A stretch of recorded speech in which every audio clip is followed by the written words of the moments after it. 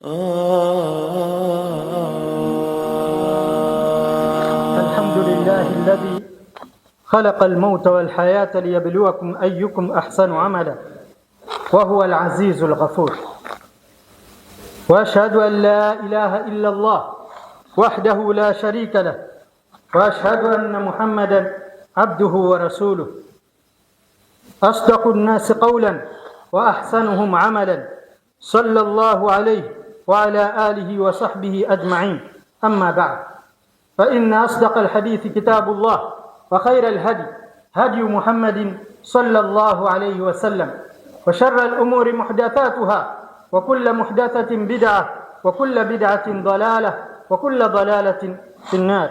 عباد الله، فأوصيكم ونفسي بتقوى الله، فهي النجاة يوم العرض عليه. عباد الله، إن الله سبحانه وتعالى ضرب لنا في كتابه الكريم أروع الأمثال لحقيقة هذه الحياة الدنيا، لكي لا نغتر بها أو نركن إليها. قال الله سبحانه وتعالى: أعوذ بالله من الشيطان الرجيم، واضرب لهم مثل الحياة الدنيا كما إن أنزلناه من السماء فاختلط به نبات الأرض فأصبح هشيما تذروه الرياح وكان الله ala kulli shay'in muqtadira. Ndugu zangu Waislamu, ama hotuba yetu ya leo itazunguka katika unwani haqiqatu alhayati dunya, uhakika wa uhai wa kidunia. Hakika Allah subhanahu wa ta'ala ametupigia sisi mfano katika kitabu chake kitukufu, mfano wa hali ya juu kabisa na mfano ulio hai kuhusu uhakika wa uhai wa kidunia. Kwa sababu gani? Kwa sababu tusije tukaghurika na kudanganyika na uhai wa kidunia na kuutegemea zaidi kuliko uhai wa akhira. Ndio akasema Allah subhanahu wa ta'ala katika suratul Kahf aya ya 45, wadrib lahum mathala alhayati dunya. Ewe Muhammad, wapigie mfano kuhusu uhai wa kidunia, kama in anzalnahu, ni kama maji ambayo tunayateremsha wakati mvua inaponyesha, fakhtalata bihi nabatul ardh, kisha hayo maji baada ya kuteremka yakachanganyika na mimea ya ardhini, na ile mimea ikaweza kunawiri ikawa kijani kibichi, faasbaha hashiman tadruhu riyah, kisha baada ya muda yakakauka yakawa kama mabua au kama majani yaliyokuwa ya rangi yelo na yakakauka kabisa, yakawa hayana maana. Tadruhu riyah, yakawa yanarushwa na upepo huku na kule, kuonyesha kwamba hayana maana tena, baada ya kuwa yalikuwa ni kijani kibichi yanayoweza kuwapatia furaha wale wenye kuyaangalia, lakini baadaye yanakauka na yakawa ni yenye kurushwa na upepo huku na kule, wala hayana tena maana. Wa kana Allahu ala kulli shay'in muqtadira, na amekuwa Mola wako ama amekuwa Allah juu ya kila kitu ni muweza. Hii inaonyesha nini? Mfano wa uhai wa kidunia vile ulivyokuwa hauna maana, lakini leo sisi tumekuwa tunautegemea sana uhai wa kidunia na tunasahau kwamba kesho kuna akhira na kesho kuna uhai wa milele. Hadha almathalu alazim yusawwiru lana haqiqata ad-dunya bikulli wuduhin, fahiya tabda'u khadra zahiya tasurru an-nadhirin kanabati ba'da nuzuli al-matar. Anasema huu ni mfano ulio mkubwa ambao ametuletea picha yake Allah subhanahu wa ta'ala kuhusu uhakika wa uhai wa kidunia kwa kila wazi kabisa. Ametubainishia wazi wazi kwamba uhai wa kidunia hauna maana yoyote. Kwa hivyo unaanza uhai wa kidunia kama vile majani yaliyokuwa ya rangi ya kijani kibichi, yananawiri kabisa na yaweza kumfurahisha yule mwenye kuyaangalia. na akaonyesha kwamba ni kama mfano wa yale mimea yanapomea baada ya kunyeshewa na mvua. Thumma la talbath an tajifa wa tay'as wa tatahawal ila hutamin mutahashimin au hashimin. Asema haichukui muda mrefu mpaka inakuwa ni yenye kukauka na inakuwa ni yenye kuanguka yenyewe na kuweza kusafirishwa na upepo mahali popote upepo unapokwenda, na inaondosha paka athari yake.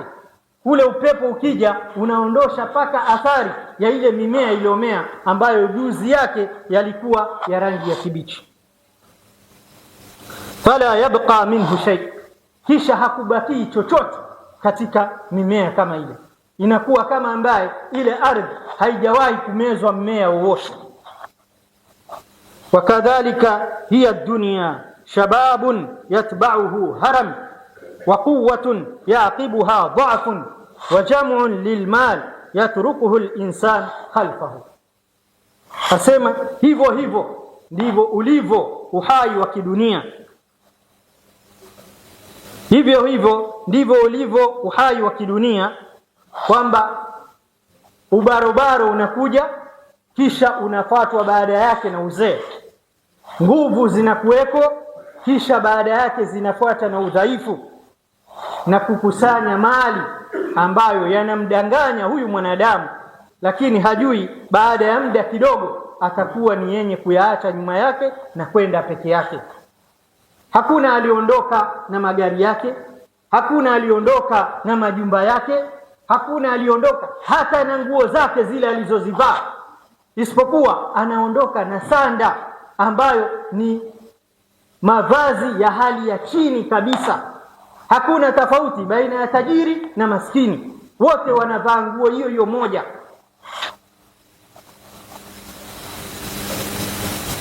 Ndio Allah akasema katika suratul Hadid, i'lamu annama alhayatu dunya la'ibun wa lahwun wa zinatun wa tafakhurun bainakum wa takathurun fil amwali wal aulad.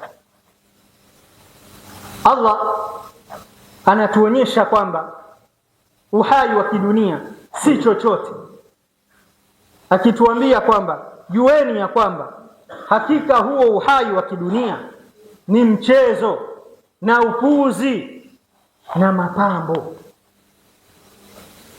Kisha akiendelea akisema watafakhurun bainakum, kisha kujifakhirisha kati yenu kwamba mimi nina nasaba ya hali ya juu na wewe una nasaba ya hali ya chini. Mimi ni Mquraish, wewe ni mdhalilifu. Mimi ni Mquraish, wewe ni Mwafrika. Basi hakuna lingine isipokuwa hilo. Watakathurun fil amwal wal aulad, na vile vile kufakhirishana juu ya nini? Ya kwamba mimi nina mali nyingi kuliko wewe na mimi nina watoto wengi kuliko wewe, kama vile alivyomwambia yule mmoja katika wale yule sahibul jannatain katika suratul Kahf. Ile kisa kilioelezewa katika suratul Kahf, akimwambia mwenzake pindi alipokuwa akimpatia nasiha, akimwambia nini? Ana aktharu minka malan wa a'azzu nafara, hakika mimi nina mali nyingi na nina watu wengi wanaonifuata. Huo ndio uhai wa kidunia, mchezo, upuuzi, mapambo na kujifakhirisha katika nasaba na kujifakhirisha katika mali nyingi na watoto wengi. Nani ambaye aliondoka na mali yake? Nani ambaye aliondoka na nasaba yake? Au ni nani ambaye alisaidika kwa hiyo nasaba yake pindi atakapoingia kaburini? Kwa hivyo huo ndio uhai au ndio uhakika wa uhai wa kidunia. Tusighurike mimi na wewe. Leo tuko mashababu, kesho kutwa tunakuwa wazee. Leo tuna nguvu, kesho kutwa tuna dhaifu.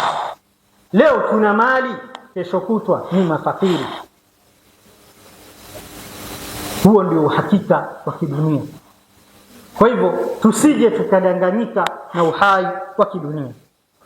Wa Nabii sallallahu alayhi wasallam yubayyin lana hadhihi alhaqiqa hina qala ma dunya fil akhirah illa mithlu ma yaj'alu ahadukum isba'ahu fil yam falyandur bima tarji. Anatutolea mfano mtume wa Allah, sala na salamu zimfikie yeye, anatuambia kwamba haukuwa uhai wa kidunia au haikuwa hii dunia katika akhira isipokuwa ni kama vile mmoja wenu achukue kidole chake akitie katika maji kisha akitoe, alafu aangalie, je, amechukua nini katika yale maji, au amepunguza lita ngapi katika yale maji. Huo ndio uhakika wa kidunia, na huu ni mfano wa maji popote yalipo, yawe kwenye ndoo, yawe kwenye bahari, au yawe kwenye mto. Huwezi kuchukua chochote katika yale maji isipokuwa matone mawili au matatu basi. Sasa hebu fananisha hayo maji ambayo yamebakia katika kidole chako pindi ulipokitumbukiza katika yale maji, alafu uangalie na uhai wa kidunia. Lau leo tutaulizana mimi na wewe, au yule mtu ambaye ameishi sana katika sisi, ukamuuliza, je, waonaje uhai wako wa kidunia? Ni kama muda gani? Atakwambia ni kama jana na leo. Anaona kama ambaye hajaishi muda wowote. Na mtu kama huyo ana miaka pengine 100 au 100 na sembuse yule ambaye anakufa hali ya kuwa bado ni mdogo. Huo ndio uhakika wa kidunia. Rawahu Muslim. فإذا كان ما يعلق بالأسبع من ماء البحر هو مقدار الدنيا فما بالكم بالبحر كله. Anasema ikiwa yale yaliyobakia katika kidole chako ndio ukubwa wa maisha ya kidunia, au ndio kiwango cha maisha ya kidunia, je, waonaje ikawa ni bahari nzima? Pia haitotosheleza chochote. Innaha haqiratun faniya la ta'dilu 'inda Allah janaha ba'udha walau kanat ta'dilu dhalik ma saqa minha kafirun shurbata ma.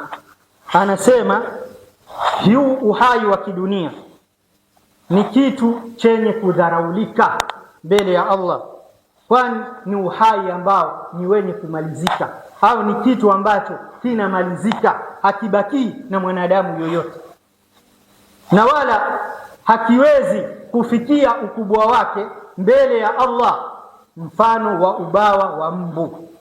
Twamjua mdudu mbu vipi alipokuwa mdogo. Sasa je, tukatoa ubawa wake mmoja, alafu unaambiwa hauwezi kufikia ukubwa wake uhai wa kidunia mfano wa bawa la mbu. Na hata kama utafikia huo ubawa wa mbu, hangeliweza kunywa yule mtu kafiri hata kama moja la maji katika dunia hii. Hii inaonyesha nini? Kwamba uhakika wa uhai wa kidunia katika uhai wa akhera ni tofauti kabisa, au ni uhai ambao hauna hata kima, hauna hata cheo chochote, kuonyesha kwamba uhai wa kidunia ni uhai mchache sana. Kwa nini sisi leo twaghurika na uhai wa kidunia wala hatuutumii huu uhai ulio mdogo katika kupata uhai ulio mkubwa wa kesho akhira? أقول قولي هذا وأستغفر الله لي ولكم وللمؤمنين والمؤمنات فاستغفروه إنه هو الغفور الرحيم وهو البر الكريم.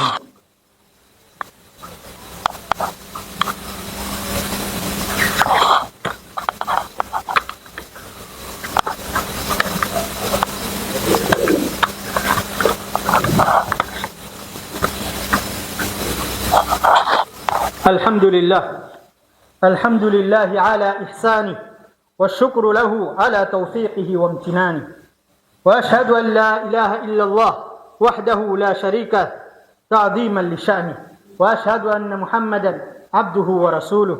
أما بعد، عباد الله، أوصيكم ونفسي بتقوى الله عز وجل فقد فاز المتقون. معاشر المسلمين، إذا كانت هذه هي حقيقة الدنيا فالعاقل منا لا يجعلها غاية ومستقرا، بل يجعلها ممرا ومزرعة للآخرة. لا بأس أن نأخذ منها ما يعيننا على طاعة الله وعمارة الأرض، ولكن دون أن تتملك قلوبنا وتنسينا لقاء الله. إن الزهد في الدنيا لا يعني ترك العمل، بل يعني أن تكون الدنيا في أيدينا لا في قلوبنا، وأن نوقن بأن ما عند الله خير وأبقى. Ndugu zangu Waislamu, tukimalizia, japokuwa maudhui ni ndefu, lakini kulingana na wakati wetu wa Ijumaa tutatosheka na haya, ili tuweze kujirekebisha na kuutumia huu uhai ulio mchache kupata uhai wenye kuishi milele wa kesho akhira. Anasema ikiwa huu ndio uhakika wa uhai wa kidunia, basi ni juu ya kila yule mwenye akili katika sisi aujalie uhai kama huu sio upeo wa juu, na wala sio afanye kwamba ndio mahali pa kustakiri milele, bali achukulie kwamba ni mapito tu. Huu uhai wa kidunia aufanye ni mapito, kama vile mtu anayesafiri akapita katika njia, hawezi kukaa muda mrefu.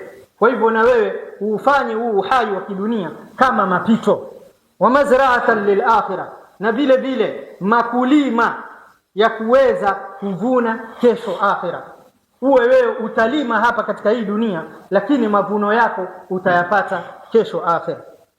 Na wala haitokuwa ni vibaya kama tutauchukulia huu uhai wa kidunia uweze kutusaidia katika kumtii Allah, tuwe katika taa ya Allah subhanahu wa ta'ala katika muda wetu wote ambao tutaishi hapa duniani, na kuweza kuimarisha dunia yetu ili tuweze kupata thawabu mbele ya Allah subhanahu wa ta'ala. Lakini tusiufanye huu uhai wa kidunia ukaweza kumiliki nafsi zetu, na vile vile kutusahaulisha kwamba sisi twaenda kukutana na Allah kesho siku ya Kiyama. Tuufanye huu uhai ni wenye kutukumbusha kwamba kesho tutakutana na Allah subhanahu wa ta'ala. Na hakuwa kuupatia nyongo huu uhai wa kidunia ni kwamba tuache kufanya kazi, la, tufanye kazi ili tuweze kupata nguvu za kumtii Allah katika maisha yetu. Na vile vile tufanye kwamba huu uhai wa kidunia uko katika mikono yetu wala hauko katika mioyo yetu, kwa sababu tukiweka katika mioyo yetu tutasahau kwamba sisi hapa tumeletwa kwa lengo gani. Lakini tukiweka katika mikono yetu tutakuwa hata hatuna habari nao, na tutakuwa ni wenye kuudharau, lakini kuutumia kwa ajili ya kupata maisha mazuri ya kesho siku ya Kiyama. Na vile vile tuwe na yakini ya kwamba ule uhai ambao uko mbele ya Allah huko siku ya Kiyama ni bora na ni wenye kubakia. Kwa hivyo huu uhai tulionao tusije tukautelekeza, tusije tukaupoteza katika maasi na anasa na mambo mengine. Ni wenye kutumia fursa hii ili kwenda kupata mashukio mazuri mbele ya Allah subhanahu wa ta'ala. واعلموا أن الله تعالى صلى على نبينا عليما وآمرا حكيما تنبيها لكم وتعليما وتشريفا لقدر نبيه وتعظيما. إن الله وملائكته يصلون على النبي يا أيها الذين آمنوا صلوا عليه وسلموا تسليما. اللهم صل على محمد وعلى آل محمد كما صليت على إبراهيم وعلى آل إبراهيم إنك حميد مجيد. وبارك على محمد وعلى آل محمد كما باركت على إبراهيم وعلى آل إبراهيم إنك حميد مجيد. وارضى عن الأربعة الخلفاء السادة الحنفاء وأئمتنا أبي بكر الصديق وعمر الفاروق وعثمان ذي النورين وعلي بن أبي طالب أسد الله الغالب وغيرهم من الآل والأصحاب، وعن التابعين وتابع التابعين وتابعيهم بإحسان إلى يوم الدين. اللهم اغفر للمسلمين والمسلمات والمؤمنين والمؤمنات الأحياء منهم والأموات إنك سميع قريب مجيب الدعوات يا قاضي الحاجات ويا كافي المهمات برحمتك يا أرحم الراحمين. اللهم أيد الإسلام والمسلمين وانصر كلمة الحق والإيمان. اللهم اجعل خير زماننا آخرة وخير أعمالنا خواتمة وخير أيامنا يوم لقائك، وارفع مقتك وغضبك عنا ولا تسلط علينا بذنوبنا من لا يخافك فينا ولا يرحمنا يا رب العالمين. اللهم اصلح أحوالنا وبلغنا مما يرضيك آمالنا، واختم بالصالحات أعمالنا وبالسعادة آجالنا، وتوفنا وأنت راض عنا يا رب العالمين. أسأل الله العلي القدير ألا يجعل الدنيا أكبر همنا ولا مبلغ علمنا، وأن يرزقنا الاستعداد ليوم لقائه. اللهم انصر إخواننا المسلمين في كل مكان، اللهم انصر إخواننا المسلمين في كل مكان، اللهم انصر إخواننا المسلمين في كل مكان. اللهم إنا نعوذ بك من شرور اليهود ونضعك في نحورهم. اللهم سلط الظالمين بالظالمين وأخرجنا من بين أيديهم سالمين برحمتك يا أرحم الراحمين. أسأل الله العظيم رب العرش الكريم أن يغفر لي ولكم وللمسلمين أجمعين. عباد الله، إن الله يأمر بالعدل والإحسان وإيتاء ذي القربى وينهى عن الفحشاء والمنكر والبغي يعظكم لعلكم تذكرون. اذكروا الله العظيم يذكركم واشكروه على نعمه يزدكم ولذكر الله أكبر والله يعلم ما تصنعون.